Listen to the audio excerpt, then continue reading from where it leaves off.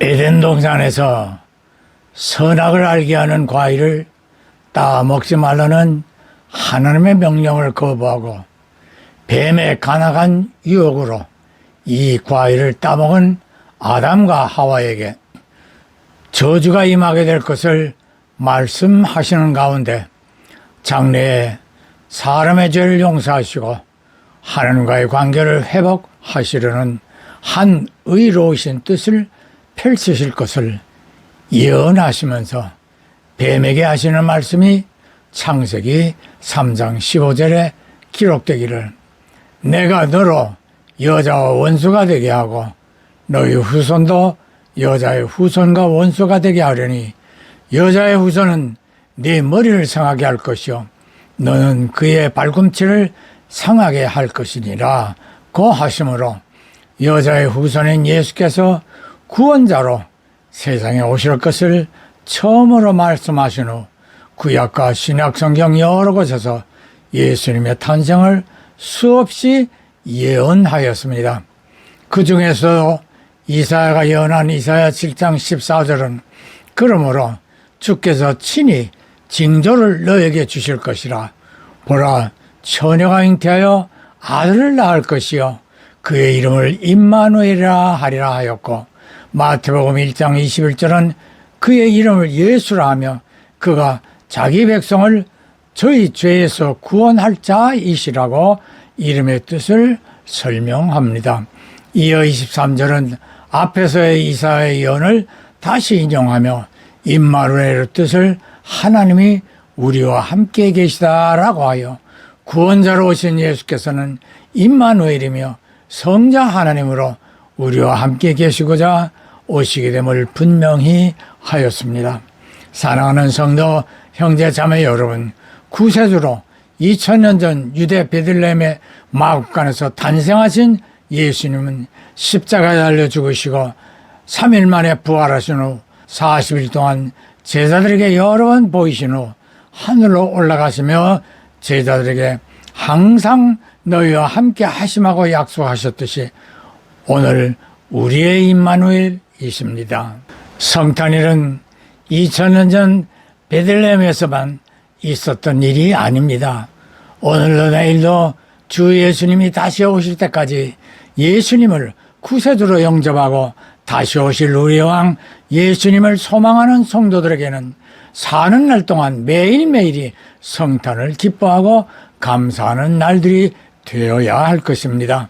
예수님이 탄생하시자 동방의 박사들이 수천리 먼 길을 여러 위험을 감내하면서 유다 베들레헴 마국간을 찾아와 최고의 선물로 금과 몰약과 유황을 아기 예수님께 드렸습니다.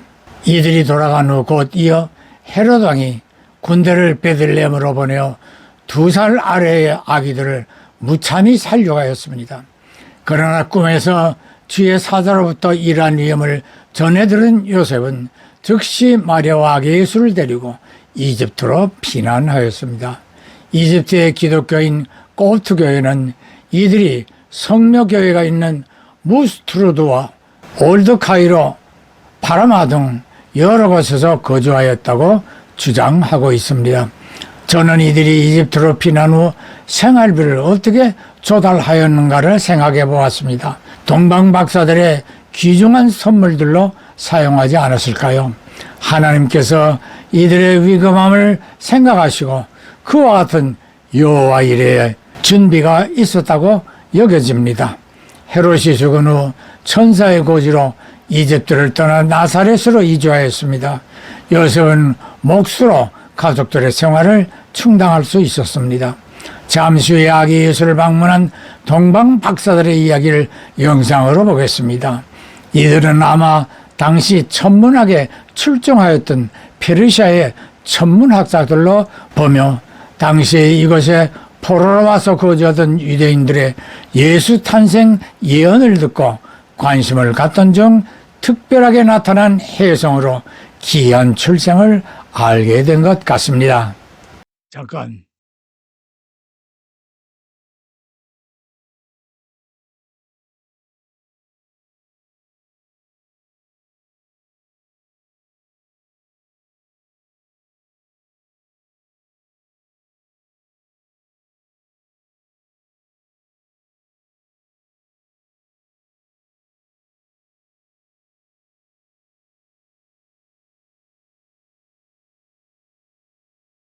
두려워하지 마세요.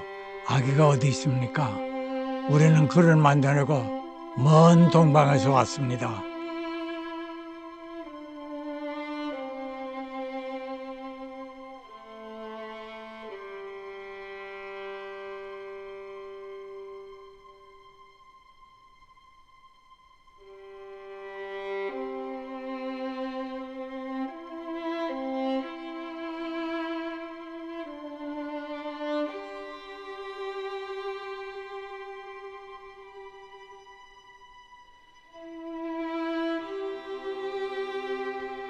이야기가 이스라엘의 왕이십니다.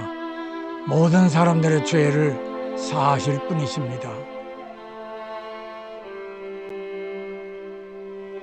우리는 어디에서 이야기를 만날 수 있을지 몰랐습니다. 혹시 우리가 잘못 찾아온 것이 아닌가라고 생각하기도 하였습니다.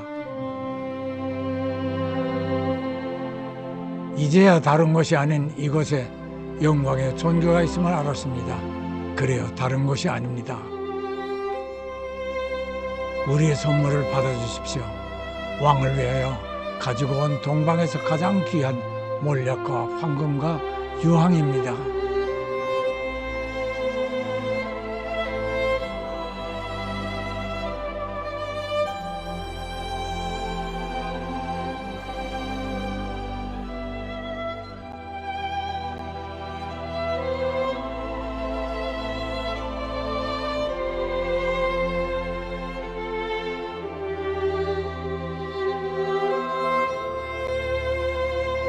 그리고 헤롯이 아기를 해치려 하니 속히 이집트로 피난하십시오.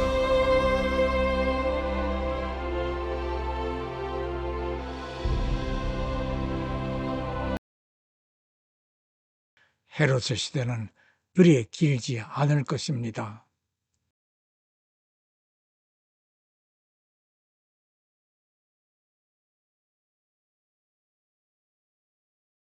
페르시아 제국의 점성 술사대인 발타자르, 가스파르, 멜키오르 등 세 동방 박사들은 시리아와 유프라데스 강의 사이에 있는 시리아 사막을 건너 다마스커스를 지나 갈릴리 호수와 여리고를 경유하여 예루살렘에 도착한 것으로 보이며, 낙타를 타고 이 먼 길을 오직 밝게 빛나는 별을 따라 이동하였으며, 이 경로는 매우 위험한 지역이기도 하였습니다. 저들은 유대인들에게 들었던 메시아의 탄생에 위험을 무릅쓰고 수개월의 여정을 택함으로 이방인으로 처음 아기 예수를 대면할 수 있는 영광을 얻게 되었습니다. 저들은 헤롯에게서 아기 예수에 대한 위협을 느끼던 차 꿈에서 헤롯에게 돌아가지 말라는 지시를 받고 다른 경로를 이용 페르시아로 돌아갔습니다. 이러한 일련의 과정을 생각하면서 하나님께서는 언제나 하나님의 사람들에게 여러 방법과 수단을 이용하여 역사하심을 깨닫게 됩니다.